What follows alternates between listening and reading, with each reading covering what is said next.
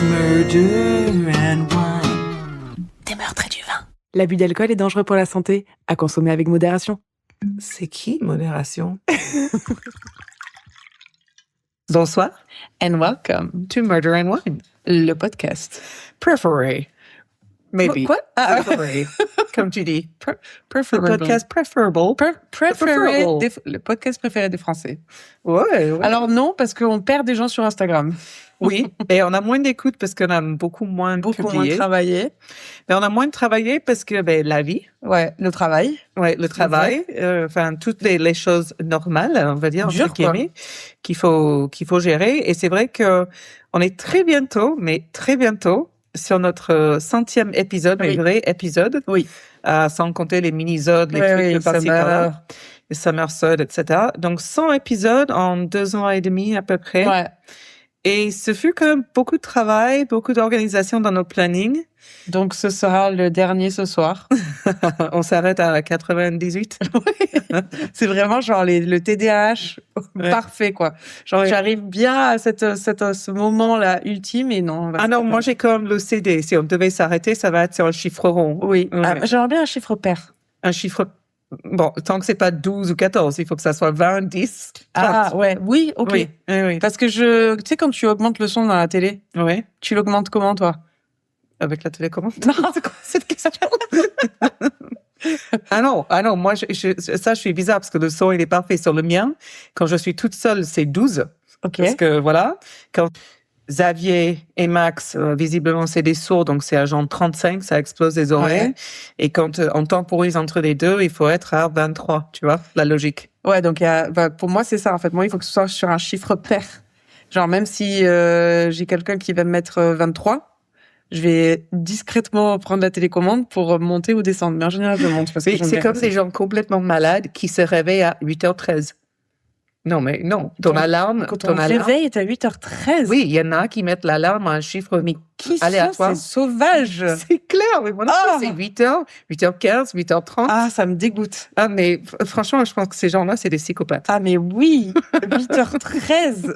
Oh, Donc, on va pas s'arrêter tout ça pour dire sur Au l'épisode 98. c'est mort, même si c'est pair. Même si c'est mort, même si c'est père. Mais bon, on songe à faire. Non, tu songes. Je suis toute seule. Je suis tenue en otage par Sarah, je tiens à vous le dire. Parce que là, Sarah m'a envoyé une diatribe à je sais pas quelle heure. Genre, c'est bon, j'en ai marre des meurtres, ça me déprime. On a fait ton truc, ça marche pas. Non, en fait, si tu veux, c'est super niche ce qu'on fait. C'est parler des meurtres en étant deux copines qui boivent du vin et qui échangent comme ça, c'est très, très, très niche. Oui. Et mine de rien, c'est vachement de travail, ce podcast. Alors, je dis ça en étant la personne qui fait le moins de travail. Oui. Parce que moi, je suis là pour enregistrer, je fais mon histoire. Pas de problème. Charlotte, elle fait pareil. Sauf que Charlotte, elle gère tout ce qui est Instagram, etc. Mais il y a une logique pour ça aussi, parce que d'une, moi, j'utilise pas les réseaux sociaux, donc je sais pas faire. Et de deux, Charlotte me laisserait jamais, mais alors jamais la main, même si je savais faire. C'est pas faux. Voilà. Donc, c'est un peu de travail. Mais bon, c'est vachement de boulot, quoi. C'est C'est pour beaucoup ça de qu'on boulot, n'a pas bien sûr. pu enregistrer. Faire les évidemment. histoires, se voir, etc. C'est ça. Et puis, suivre les trucs. Et au-delà de ça, il faudrait aussi apprendre la partie SEO, la partie de marketing, etc. Ce qui, j'avoue, en soi, ne m'intéresse Ah, pas. ça m'intéresse pas du tout. Et on est toutes les deux des personnes qui, si ça nous intéresse pas, Et on est je nuls. ne peux pas le faire. Et on est nuls. Et vous savez bien, si vous nous connaissez depuis longtemps, vous savez bien qu'on on s'autoproclame des non-professionnels. Et c'est vrai que c'est soit il nous faut quelqu'un pour nous faire tout ça, Oui. soit je donne pas cher de notre peau, quoi. C'est compliqué parce que, comme tu dis, déjà nous on a un ingé son, donc on paye quand même forcément parce qu'il fait un très bon travail pour nous. Si Ouais, tu veux grave. écouter les épisodes sans le travail sans de Upload mastering. Studio, catastrophe. Écho. Arrêt, catastrophe. Mais ça serait bien éventuellement. Et donc les seules manières de nous faire aider en fait, parce que ça a son prix. Et là, roulement de tambour. Alors attends, il y a deux choses. La première chose, c'était qu'on intègre plus d'épisodes, parce que plus d'épisodes, ça veut dire plus d'écoute. Mais le problème, c'est que moi, je suis pas prête à faire 2 meurtres par semaine. Désolée, les gars. Moi, c'est au niveau de mon timing, c'est impossible. De mon planning, c'est mort. Exactement. Donc, ce que je m'étais dit, c'est avoir une autre idée. Et souvent, là en début de podcast ou entre moi et Charlotte. Attendez. Ceux qui nous connaissent bien et ceux qui nous suivent depuis le début, préparez-vous s'il vous plaît. Parce que là, il y a un mea culpa qui arrive. Non, pas là. Premièrement. Alors, restez là. Premièrement, c'était de dire, on fait d'autres épisodes. Donc, moi, je peux pas parler de meurtre. Donc, le sujet, en fait, j'étais complètement dans mon délire. J'étais en train de regarder Queer Eye. Ah oui. Et je suis super fan. Mais en plus, j'aime bien, avec Charlotte, on aime bien des trucs complètement à la con, des fois. Je suis fan de Queer Eye. On adore les documentaires, toutes les deux. Oui. Donc ça, on se penche dessus. Et en fait, on pourrait faire des épisodes un peu parlant de pop culture. Ouais, de tout, de tout, en vrai. De tout. Voilà. En fait, on peut imaginer le sujet qu'on veut. Ouais. Et éloger et parler comme entre copines, mais ça sera pas le meurtre. Du coup, moi, je pourrais me sentir à le faire ça plus souvent parce que, voilà. Et elle est pas mauvaise, hein, parce que en conversation comme ça normale, elle est bien. Hein. Oui, c'est pas mal, hein. Et la deuxième chose, j'admets, donc là, c'est un mea culpa parce que on avait parlé sur le podcast des gens qui font des Patreons. Donc, je suis totalement pas d'accord avec. Voilà. Et c'est vrai parce que je me dis que des gens, ils ont peu de moyens et, du coup, payer quelqu'un 5 ou 10 euros par mois de plus pour juste un seul podcast, je trouvais ça énorme. C'est énorme. Sauf que je me suis rendu compte, on a à peu près 2000 followers et au niveau de l'écoute de l'épisode, on a à peu près sur une semaine, sur un podcast, sur chaque épisode, on a trouvé 700 et quelques. Enfin bref, je me dis que c'est vrai que comme tout ça coûte cher et que comme potentiellement il y a des gens qui veulent que ça continue et que nous, ça va continuer un certain temps, mais jusqu'à je sais pas quand. On sait pas. Et si on faisait un Patreon pour vraiment pas cher, genre 2 euros ou même 3, 4 euros, selon ce que les gens veulent, mais moi je serais contente avec 2. Et ben en fait, 200 ou 300 personnes, ça nous paye l'ingé son. Bah oui. 500 personnes, ça peut potentiellement nous payer quelqu'un une aide pour Instagram ou marketing ou SEO ou le moindre truc qui nous permettrait de suivre et puis qui nous permettrait financièrement de s'en sortir. Et oui, parce que le vin, ça coûte cher. Et d'ailleurs... Ah oui, il y a le vin aussi, mais on aurait acheté quand même le vin. Oui, ça sort juste pas. Sauf que là, en ce moment, je suis sèche. Moi aussi, je suis sèche. Je suis sèche comme une souche sèche, parce que là, je suis sèche. Voilà, j'avais un peu envie d'arrêter l'alcool. Je vous avoue que là, en plus, parce que je reçois un message un samedi matin en me disant, vraiment là, je me sens pas bien. J'ai dit, oula, t'es sortie jusqu'à quelle heure hier? Parce que moi, je t'ai resté gentiment à la maison. Voilà, j'ai fait une soirée et en fait, vous me connaissez, j'adore le vin, hein, et c'est toujours un bonheur de se dire qu'il y a mon petit verre de vin avec glaçon qui arrive. Et là, en fait, ça me donnait vraiment pas envie. J'avais cette impression de lourdeur. Et j'ai pris du prosecco du coup, et puis après les gens ils ont payé des bouteilles de vin, donc j'ai bu sur les bouteilles de vin. Et donc quand c'est gratuit. Voilà, on connaît tous comment ça se termine. Et en fait là je me dis bon, tu sais quoi, en plus avec le podcast et tout, là pendant 2 semaines je bois pas. Oui, moi j'ai fait Dry January, donc je sais pas quand est-ce que cet épisode va paraître, mais je pense que ça va être après janvier. Mais désolé, vous allez l'entendre. Mais en fait j'ai pas fait Dry January complètement. J'ai bu peut-être 5 ou 6 fois, mais en quantité limitée. Et vous avez vu où on en est quand même. Oui, on a beaucoup changé. Là, c'est dry pour nous. Hein. Oui, mais si, boire un verre de vin, pour moi, ça me choque pas. C'est pas sortir, boire du prosecco, puis un verre. Voilà, j'ai pas fait ce genre de truc. Parce que moi, souvent, en janvier, j'aime bien. Je suis plutôt cocooning, je suis plutôt à la maison. Je sors moins. Après, donc, moi, c'est pas que je sorte beaucoup, mais c'est vraiment ça. Et c'est, voilà, j'ai envie de faire une pause de 2 semaines. J'ai envie de réavoir envie de boire du vin. Et du coup, là, ça va être des meurtres et de l'eau, parce que je suis même pas fait de tisane. Oui, donc, voilà. Mais tranquille, tout va bien. Donc, revenons. Donc, cet épisode, il y aura la question que Charlotte va devoir poser sur Instagram, Patreon ou pas. Ou pas. Qu'est-ce que où est-ce que vous avez des idées pour nous aider, pour qu'on puisse continuer à faire ce podcast de manière un peu plus sereine, mais surtout un peu plus professionnelle, parce que là, moi, je vois les gens qu'on perd sur Instagram et je sais même pas quoi faire en fait pour rattraper et j'ai pas forcément le temps et je suis pas forcément du tout bonne pour ça. Donc puis surtout, ça fait 2 ans et demi que tu le fais et donc au bout d'un moment, on peut manquer d'inspiration aussi. Et on a plein d'autres choses à faire, donc ça pourrait vraiment... Enfin, c'est une question. Voilà, c'est une question qu'on va lancer sur Insta. Voilà. Donc, n'hésitez pas, s'il vous plaît, à nous faire part de vos idées et je ferai un petit vote, un petit sondage. Je sais pas si tu as un autre petit sujet. Non, mon autre petit sujet, c'est que avec les délires de Trump là, alors c'est marrant parce que Lequel? oui, c'est vrai, sur les taxes, c'est que moi j'avais entendu sur les infos des viticulteurs, qui parlaient que c'était très très compliqué et que justement avec l'augmentation des taxes d'exportation, ça allait être encore plus difficile. Alors oui, je viens de dire que je suis dry et du coup là je vais pas acheter de vin, mais il faut vraiment que quand vous achetez du vin, essayez d'avoir en tête voilà votre caviste du coin. Je sais que parfois quand vous avez des enfants, etc., c'est pas facile et vous allez l'acheter peut-être au Carrefour, c'est plus simple, etc.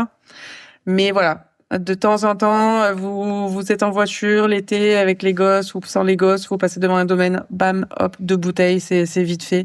Ça fait du plaisir, c'est pas cher et ça permet de soutenir un peu tout ce milieu du vin qu'on adore, quoi. Oui, quand possible. Voilà. Après, nous, on va pas se flinguer parce qu'on fait Dry January, parce que la plupart du temps, nous, on soutient très, très bien. On soutient nos viticulteurs profondément. Si des cartes comment t'appelles ça, là, les cartes où tu mets les tampons, là. Ah oui. C'est des cartes de fidélité pour les acheter du vin existé. J'aurais un dictionnaire. Intéressant. Oui. Intéressant. C'est tout comme sujet? C'est tout. Bon, mais on va passer à mon histoire. Alors, je sais plus où j'ai trouvé cette histoire. Probablement sur Reddit, là où le seul réseau social à laquelle j'adhère. C'est une histoire assez intéressante parce que c'est une famille qui disparaît un peu sans laisser de traces, même si ça sera évident que toutes les pistes mènent à une personne. Okay. Et à cette époque-là, quand ça s'est passé, la police aurait lancé l'enquête beaucoup trop tardivement et de manière complètement insuffisante, laissant donc leur famille très frustrée par le manque de réaction des forces de l'ordre, puisqu'il s'agit d'une famille de couleur. Et malheureusement, ce type d'histoire est encore très courant dans les communautés marginalisées. Évidemment. Donc, c'est l'histoire de la famille Thompson. Donc, nous sommes le vendredi 5 juillet 1996. Herman Thompson appelle son fils Everett au restaurant dont celui-ci est propriétaire, parce qu'il veut savoir exactement quand est-ce que Everett et sa jeune famille vont arriver en ville pour le week-end du jour férié, parce que c'était le week-end du 4 juillet. Okay. Le plan, en fait, était que Everett, avec sa famille, partent en voiture de Chicago pour se rendre à Philadelphie après le travail d'Everett. Okay. Avant qu'il puisse régler tous les détails au téléphone, Everett dit à son père, « OK, écoute, attends juste une seconde parce que ma femme Lydia est sur l'autre ligne. » Et il ne raccroche que quelques secondes avant de rappeler son père pour lui dire qu'il doit partir parce que Lydia s'est enfermée avec leurs 2 garçons dans le placard parce que son frère est chez eux et la menace avec une hache. Wow. Et du coup, Everett doit rentrer à la maison. Et il raccroche. Okay. Donc, d'après un article du Chicago Tribune, Erwin attend à ce que son fils le rappelle à tout moment, okay? Et il s'attend à lui dire, en fait, tout va bien, passons, mais il ne le fait pas.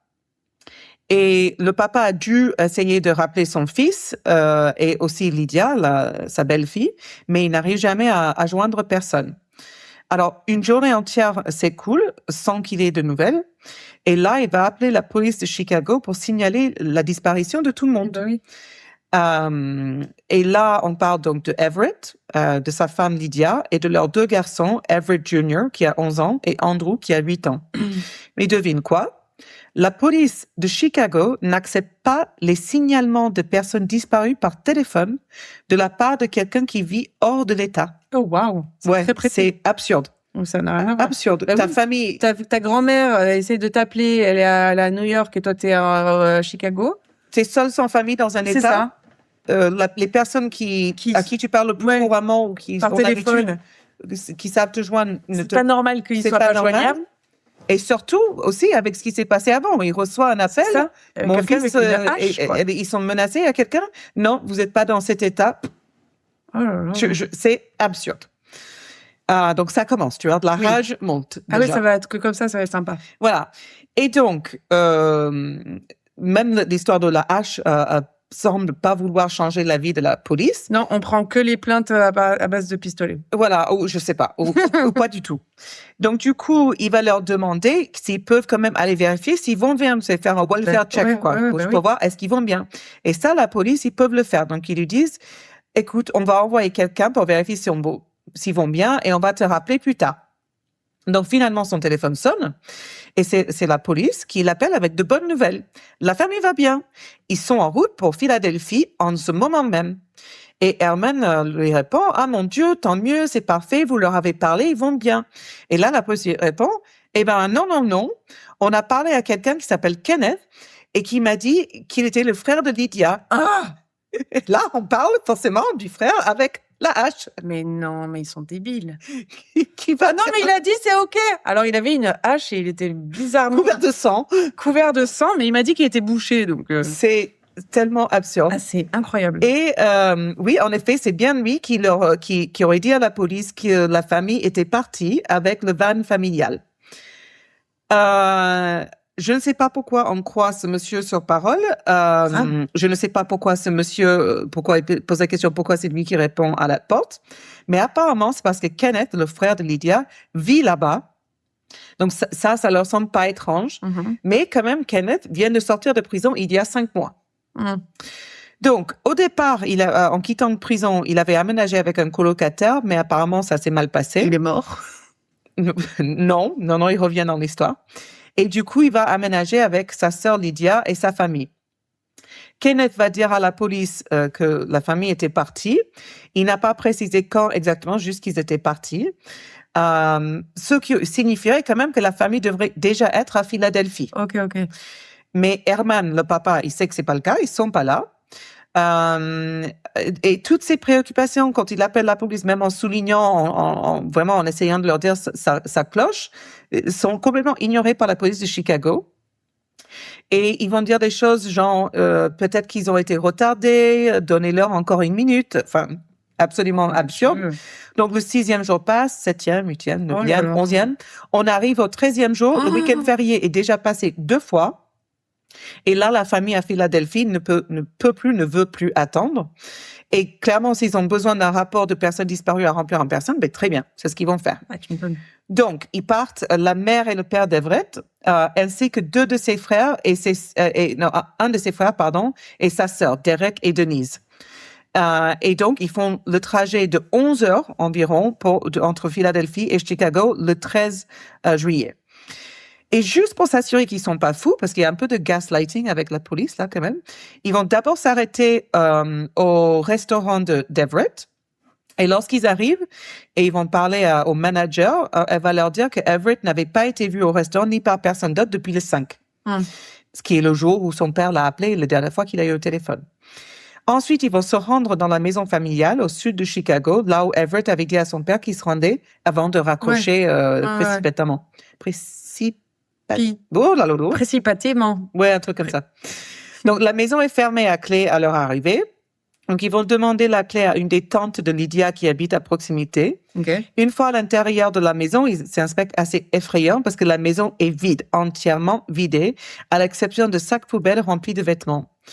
Il y a, aucun meuble, plus rien, et même Kenneth n'est plus là. Okay. D'accord? Il est... Donc là, ils vont signaler la disparition à la police. Selon la famille, la police de Chicago va enregistrer la plainte maintenant qu'ils sont là en personne, mais ils semblent toujours pas faire grand-chose.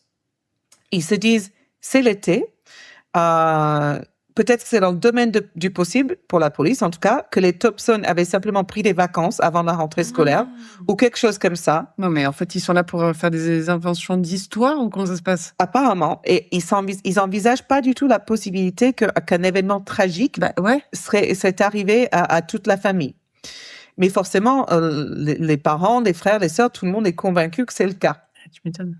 Donc, la famille va commencer à frapper aux portes autour de la maison pour trouver des réponses. Et là, ils vont trouver quelqu'un qui a une histoire intéressante à raconter. Denise, la sœur de Everett, va dire que ce monsieur va leur raconter qu'il a vu quelque chose.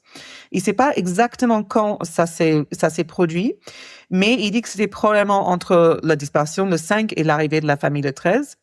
Et cet homme, il va dire qu'au milieu de la nuit, il a vu quelqu'un qui n'était ni Everett ni Lydia sortir les poubelles de la maison des Thompson. Et l'une des choses qu'il aurait sorti de la maison était un grand tapis enroulé. Et au lieu de le mettre sur le trottoir avec le reste des affaires, cette personne mystérieuse l'a mise à l'arrière de la camionnette d'Everett. La même camionnette que Kenneth a dit que la famille avait conduit pour aller jusqu'à Philadelphia. Exact. Suspect. Et devinez quoi? Kenneth, il dit plus ça. Il dit plus que la famille est partie à Philadelphie. Non, ils sont au cinéma. Comme la famille va rapporter chaque information qu'elle va obtenir à la police, y compris cette histoire, à un moment donné, la police va au moins parler à Kenneth de nouveau. Alléluia. Il va le rechercher. Et cette fois-ci, lorsqu'ils vont lui demander où se trouve la famille, Kenneth va leur raconter une nouvelle histoire en disant qu'il a conduit Everett à une gare routière le 5 juillet. Donc, toute la famille n'est pas partie, ils sont partis à la gare. OK. Et on suppose que c'est la camionnette d'Everett parce que Kenneth n'avait pas de véhicule. Et il a dit aussi que Lydia et les garçons l'attendaient déjà là-bas parce qu'ils allaient prendre un bus pour Philadelphie pour le week-end.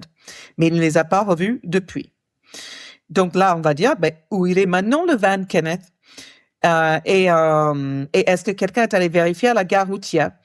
Parce que, par exemple, on pourrait trouver les billets achetés par la famille. Mais en fait, on ne sait pas si la police aurait fait tout ça ou même s'ils ont essayé de trouver le van. On n'a même pas cette information-là. Parce que pour replacer les choses dans le contexte, l'inaction de la police de Chicago n'est pas rare pour les personnes de couleur, surtout dans les années 90. Et il existe même certaines études qui sont nommées l'Invisible Institute et de Data USA, où on va raconter que la population noire de Chicago aurait diminué au cours de cette décennie. Enfin, je crois que c'est les années 80 et les années 90. OK. Selon les données du recensement, la communauté noire représente 34% de la population, à quelques pourcents près, mais elle compte pour 2/3 de tous les cas de personnes disparues. Donc, il y a une totale inégalité. Et du coup, certains sont ensuite été considérés, comme des homicides probables. Mais ce qui est clair, c'est quand même ce rejet des personnes disparues est très ancré dans le système à cette époque. Donc, on ne sait pas exactement ce qui s'est passé ensuite. Il semblerait que pas grand-chose.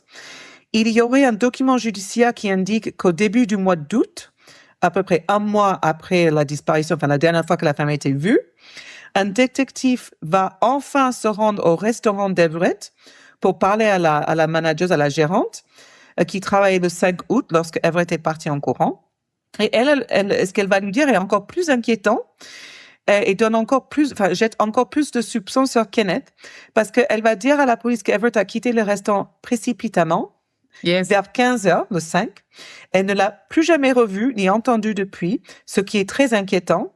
Mais ce qui est encore plus inquiétant, c'est que peu de temps après le départ d'Everett ce jour-là, 2 heures plus tard, à 17h, elle va voir Kenneth arriver dans la camionnette d'Everett, la même camionnette dans laquelle il est parti. Et elle va dire à ce moment-là, elle a eu un flash de quelque chose qu'Everett lui aurait raconté bien avant, enfin, un autre moment. Elle a dit, et je cite, si jamais, c'est Everett qui l'aurait dit, si jamais tu vois Kenneth au volant de ma voiture, tu saurais que je suis mort, appelle immédiatement la police. Oh, wow. Alors, est-ce que Everett a vraiment dit ça?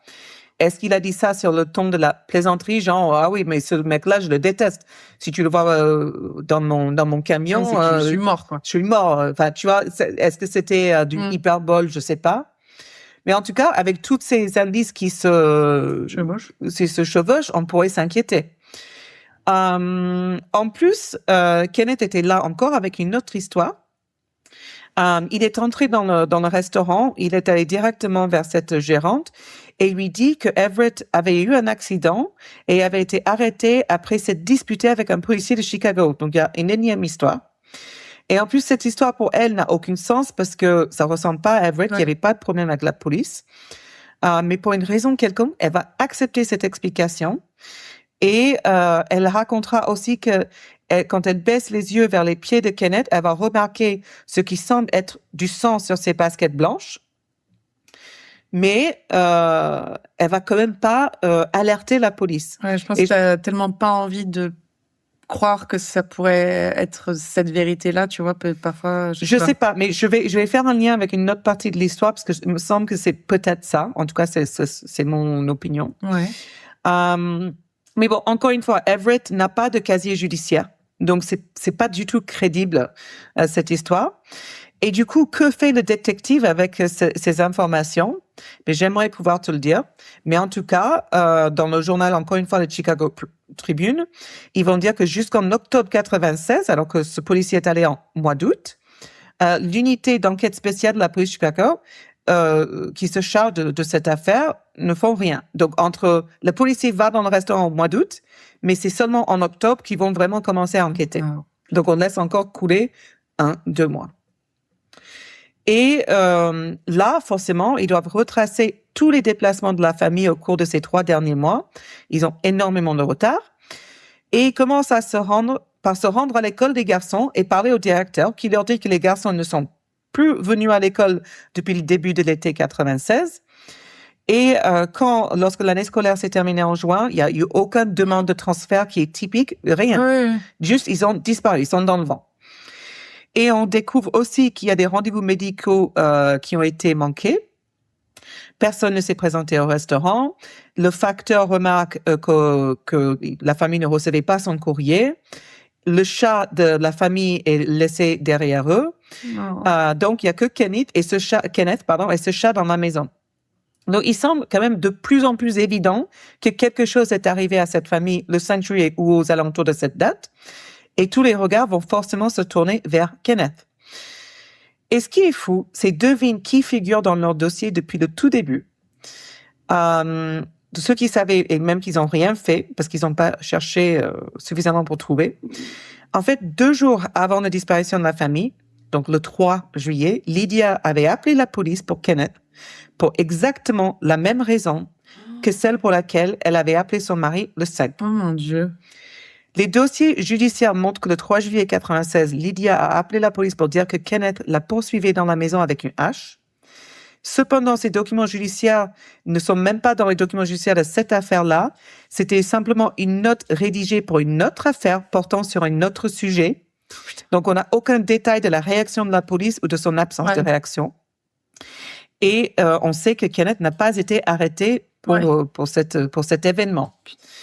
En fait, la police serait venue à leur maison, serait venue à cet appel, et en arrivant, ils diraient que la scène était calme et tranquille. Ouais, du coup, on est parti. Qu'il n'y avait aucun problème particulier, rien qui sorte de l'ordinaire. Et c'est pas clair. Est-ce que Kenneth était là? Est-ce qu'il était parti? S'il était présent, la situation s'était calmée. Ils indiquent simplement, le dossier indique simplement que l'agent qui est intervenu aurait vérifié chaque pièce de la maison. Elle n'a rien vu d'anormal. Mais il est clair qu'ils n'ont pas fait assez. Ouais. Parce que au lieu de les appeler le 5, 2 jours plus tard, Lydia fait le choix d'appeler son mari. Et là où j'ai cette opinion de la gérante du restaurant et de Lydia, je pense que des personnes marginalisées ou de couleur ont, historiquement, quand ils appellent la police, ils ne sont pas aidés. Ben non. Et du coup, ils n'appellent plus la police. Ouais. Et c'est quelque chose de connu. Ah, mais non, c'est sûr. Parce que tu sais que de toute façon, c'est comme les gens quand ils se font, je peux pas comparer, mais tu sais, c'est quand tu dis que tu fais pas confiance à la police et si jamais tu te fais agresser, tu vas pas appeler la police, tu vas appeler ton frère qui habite à côté. Tu vois ce que je veux dire? Oui. Mais oui, bien sûr que les personnes racisées aux États-Unis. Mais nous, en tant que femmes blanches, on n'a pas du tout cette réaction. Non. Mais il est quand même connu historiquement que ça soit le cas dans ces communautés-là. Bien sûr. Donc moi, je pense que c'est plutôt par rapport à ça que la gérante n'a pas fait de déclaration, ou peut-être qu'elle s'attendait simplement que la police vienne aussi poser des questions. Ok. Je sais pas. En tout cas, maintenant, tu l'aurais compris, Kenneth, c'est un sacré numéro. Alors, comme je l'ai dit, il venait de sortir de prison. C'était un prédateur sexuel condamné qui menaçait de tuer sa sœur. Super. Et selon les documents judiciaires, lui et Lydia avaient une longue histoire d'animosité. Les détectives vont apprendre de leur tante que les choses avaient mal tourné l'année précédente, en 95, après le décès de leur père. Leur mère étant déjà décédée en 89. Lorsque le père décède, Kenneth, Lydia et leur autre sœur Phyllis ont reçu un héritage. Or, ça s'est produit alors que Kenneth était encore en prison pour agression sexuelle. Okay. Lydia va donc envoyer sa part pendant qu'il est encore en prison. Et lui, lorsqu'il voit que ce n'est que $11,000, il s'est mis en colère. Et il va dire à la tante que chacun d'entre eux devait recevoir 15 000 $. Et il pense que Lydia lui cache quelque chose. D'accord. Il va l'accuser d'avoir jeté ses effets personnels pendant qu'il était en prison. Et tout ça a été exprimé dans des lettres adressées à sa tante, mais cette dernière n'a finalement pas réussi à trouver ces lettres, ce qui est quand même dommage, parce que ça confirme que Kenneth a écrit qu'il allait tuer sa sœur à la sortie de prison. Donc, c'est des lettres très compromettantes qui sont perdues là. Lydia ne savait certainement pas à quel point il a détesté avant de le laisser aménager. Bah oui. Mais en fait, peut-être que oui, on ne sait pas trop. Mais en tout cas, on imagine qu'elle a laissé aménager parce qu'elle se sentait obligée de le faire. Car la maison dans laquelle elle vivait avec Kenneth et Everett, et leurs enfants était aussi l'héritage de leurs parents pour les 3 enfants. Donc, la maison appartenait aux 3. Et je sais, peut-être que Kenneth lui a simplement pas laissé le choix parce qu'en théorie, c'est aussi sa maison. C'est chez moi aussi, oui. Exact. Donc, c'est aussi la maison qui le contrariait peut-être le plus encore que les 4 000 $ manquants selon lui. Ouais. Du moins, c'est le témoignage du colocataire avec lequel il a vécu avant d'arriver à la maison. Lui aussi, donc le colocataire va faire une déclaration intéressante à la police parce qu'il dit qu'entre juillet et novembre, Kenneth lui avait confié que Lydia et sa famille avaient quitté la maison parce qu'ils craignaient de perdre la garde de leurs enfants au profit des services de protection de l'enfance, ce qui n'est détaillé par aucune preuve. Et cela ressemble davantage à une histoire pour expliquer pourquoi la maison est soudainement vide qu'autre chose. Parce que dans les histoires de Kenneth, on ne suit pas trop. Ouais, c'est clair. Les enquêteurs ont également appris que Herman, donc le papa de Everett, avait engagé un détective privé qui s'était entretenu avec un ami proche d'Everett. Cet homme va dire que quelques jours avant la disparition de la famille, Everett avait amené son fils lui rendre visite et qu'il était visiblement stressé par la situation entre Kenneth et Lydia. Everett aurait demandé à son ami de lui procurer une arme parce qu'il voulait soit trouver une solution à cette situation, soit protéger sa famille. Mais son ami va tenter de le calmer, ne lui a jamais procuré d'armes et lui a dit de pas faire de folie. Et ça fut leur dernière conversation. Donc, où est Kenneth pendant toute cette enquête? En fait, il va quitter la maison hyper rapidement. Il va la vendre en 96. Donc, la famille disparaît le 5 juillet. En septembre 96, il vend la maison. Illico. Et la police, toujours pas là. Tout va bien. Tout va bien. Donc, avant même que l'enquête commence, parce qu'on a dit que la police a commencé à vraiment enquêter au mois d'octobre. Il va amener 2 procurations à son avocat. L'une était signée par Lydia, soi-disant, et l'autre par la sœur qui habitait dans un autre état, je crois que c'était Phyllis.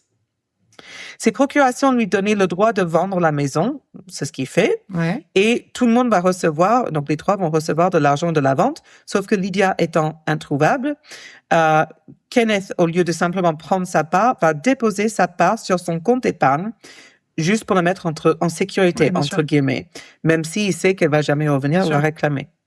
Mais il va commettre une erreur. Le chèque endossé a été endossé par Lydia White, qui est son nom de jeune fille, et c'est une erreur évidente, parce qu'aux États-Unis, une fois que tu prends ton nom d'épouse, tu n'utilises plus du tout ton nom de jeune fille. C'est pas comme en France, où ton nom de jeune fille est toujours ton nom. Non.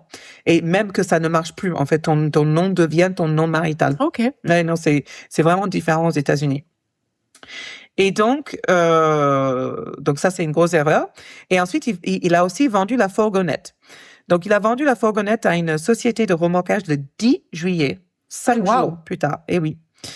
Et on se pose la question, comment tu vends un véhicule qui t'appartient pas? Et bien là, les détectives, plus tard, vont se rendre à cette société, qui vont confirmer la vente du 10 juillet. Mais la signature sur le reçu est celle d'Everett Thompson et non Kenneth. Et en fait, ce n'est pas non plus la signature d'Everett parce que son papa va confirmer que ce n'est pas la signature de son fils. Et même s'ils retrouvent toutes ces traces écrites, le problème c'est qu'au moment où ils vont découvrir tout ça, c'est-à-dire, je sais pas, octobre, novembre, le van avait déjà été transformé en ferraille. Oh merde. Et ça s'est passé très peu de temps après la vente. Donc, qu'en est-il de la maison? Si la famille avait été tuée là-bas, il reste peut-être des preuves médico-légales. Donc, la police va finir forcément par fouiller la maison en 97. Oh putain. Ouais. Et forcément, c'est ça, ils ne trouvent rien. Ils vont parler à l'entrepreneur qui avait effectué des travaux dans la maison, soit avant ou je pense après la vente. Là, c'était marqué avant, mais je pense que ça doit être après. Cette personne qui l'a acheté a dû faire des travaux.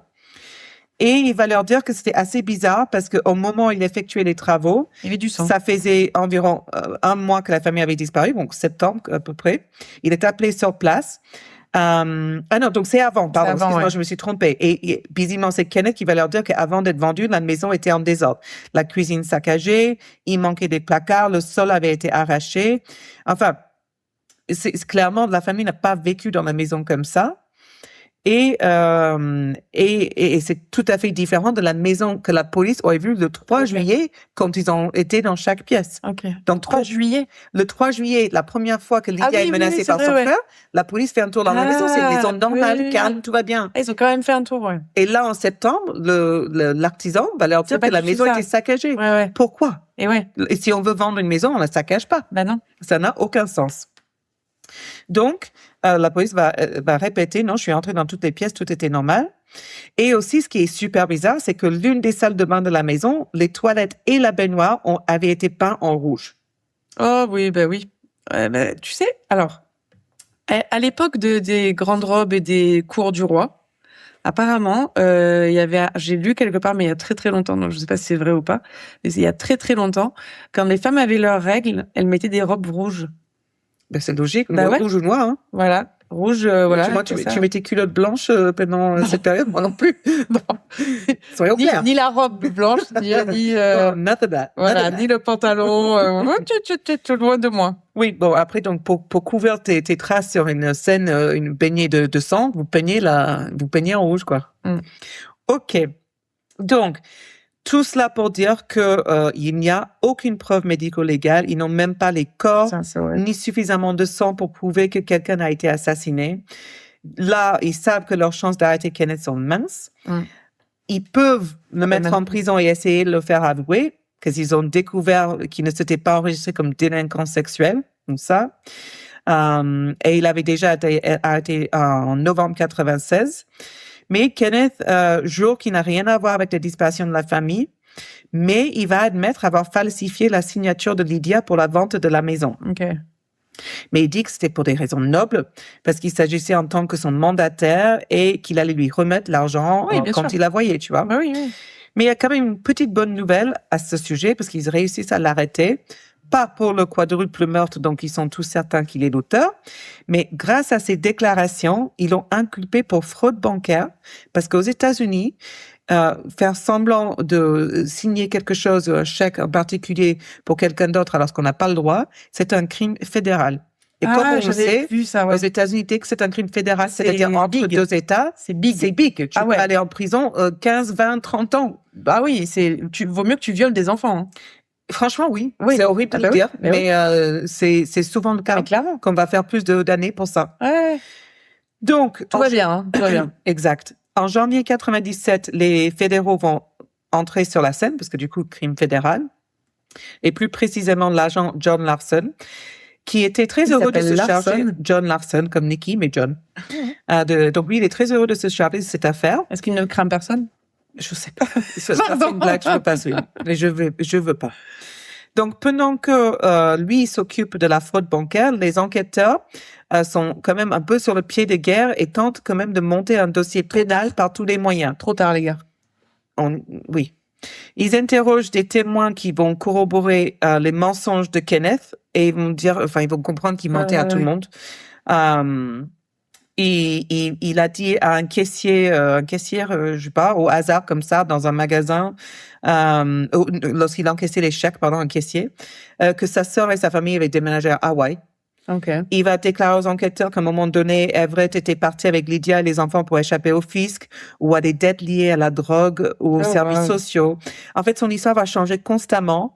Tantôt, il les a conduits à la gare routière, tantôt, il a dit qu'ils ont pris le bus. Enfin, tu vois, c'est un peu, Ils ont fait beaucoup de choses. Ils ont fait beaucoup de choses. Donc, rien n'est cohérent. Et forcément, les enquêteurs sont convaincus que, avec tous ces témoignages, ils peuvent prouver déjà que Kenneth a menti. Ça, c'est sûr. Mais pour vraiment poursuivre l'enquête criminelle, faut que tu sois sûr. Ils ont besoin d'une preuve médico-légale. Donc, la maison et la camionnette sont en échec, parce qu'ils ont attendu trop longtemps. Bien sûr. Mais ils pensaient que Kenneth a peut-être gardé quelque chose ou avait oublié quelque chose. Ils vont donc fouiller l'endroit où il avait aménagé après avoir vendu la maison. C'est une caravane à Gary, dans l'Indiana, donc encore dans un autre État. Là, ils vont trouver une mine d'or. En fait, tu vois les baskets ensanglantées que la gérante du restaurant a vues.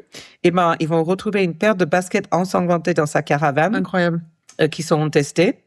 Et les tests sont positifs pour la présence du sang. Ils vont également trouver une chaussette d'enfant imbibée de sang dans le vide sanitaire de la caravane. Et ces éléments sont envoyés au laboratoire criminel du FBI qui va confirmer la présence du sang humain et l'ADN va correspondre à celui d'un des garçons. Oh mon Dieu. Donc, toutes ces preuves s'accumulent. Kenneth doit sentir le piège se refermer autour de lui. Le FBI va recevoir aussi d'autres informations de la sœur Phyllis qui affirme que Kenneth a essayé de la convaincre de dire à la police de Chicago qu'elle avait parlé à Lydia au début du mois d'octobre, alors qu'elle ne l'avait pas fait. Et Kenneth le sait aussi, parce qu'il sait que personne n'a parlé à Lydia, ni personne d'autre. Donc, Kenneth sera inculpé de fraude bancaire pour une signature falsifiée, mais toujours pas pour meurtre. Mais ce qui est intéressant, c'est qu'il profite du moment de l'inculpation devant le juge pour essayer de rétablir la vérité. En gros, ils vont déclarer que Kenneth avait commis une fraude motivée par le meurtre de 4 membres de la famille Thompson. Et ils ont utilisé cette déclaration sous serment pour expliquer ce qui pensait s'être passé. Elle dit que Kenneth était tellement en colère contre sa sœur pour la façon dont elle avait géré l'héritage et la maison de leurs parents après leur décès, qu'il voulait essentiellement les faire disparaître afin de pouvoir récupérer la maison et l'argent. Et sa rage l'a conduit à attaquer Lydia, ses enfants et Everett, qui se trouvaient malheureusement là. Là, au tribunal, quand ça se passe, apparemment, Kenneth semblerait être complètement sous le choc. Genre, lui, il pense qu'on va l'inculper de fraude, mais pas du tout du meurtre de toute la famille. Et ça, je pense qu'il était pris de court. Et de ce fait, le lendemain même, il va se suicider en prison. Non. Sans laisser de lettres. Sans s'expliquer. Quel connard. Quel connard. Jusqu'au bout, hein. Jusqu'au bout. Du coup, toutes les réponses potentielles concernant la localisation de la famille Thompson sont mortes avec Kenneth probablement. Parce que là, les enquêteurs, ils sont retournés dans la caravane de Kenneth après la mort, mais ils vont trouver des fragments ressemblant à des os qui pourraient être humains. Ils vont trouver des fibres et des tissus sur la caravane. Et tout ça, ils vont trouver en juin 98. Ils vont même faire venir des chiens spécialisés dans la recherche de cadavres pour fouiller les environs. Et bien que tous ces éléments sont envoyés au laboratoire criminel du FBI à Washington, on n'a jamais eu les résultats des analyses. Ils ne les ont jamais rendus publics. Wow. Donc, on ne sait pas où sont cette famille. On n'a pas les détails de la fin. Ce qui s'est passé. Voilà. Je te doute, mais tu sais pas exactement quoi. Voilà. Et encore une fois, en 98, la police aurait aussi lancé un appel à un témoin pour toute personne, un co-détenu, par exemple, qui connaissait Kenneth ou autre, qui aurait peut-être des informations sur l'endroit où il avait mis la famille, en demandant aux gens de se manifester. Peut-être qu'ils peuvent encore le faire, je ne sais pas, mais en tout cas, on n'a pas cette réponse. Donc, cette affaire reste pas close, en fait, quelque part. En tout cas, pour les parents de Kenneth qui restaient, pour les autres membres de la famille, les sœurs, ils vont jamais avoir les détails.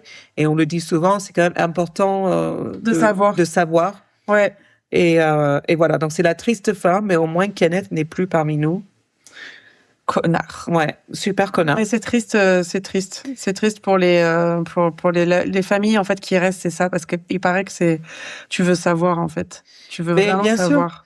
Mais en plus, c'est d'autant plus triste que la manière dont cette affaire a été gérée, la police serait allée le 5 comme ils auraient dû, ne pas accepter ça, la maison aurait été baignée de sang. T'imagines? Tout de suite, on aurait su, ça serait arrêté. On n'aurait pas eu en être là. Mais en fait, c'est ça, c'est genre à partir du moment c'est tellement absurde. Où on te dit, ils sont retournés dans cette maison exacte parce que le frère est en train de les menacer avec une hache.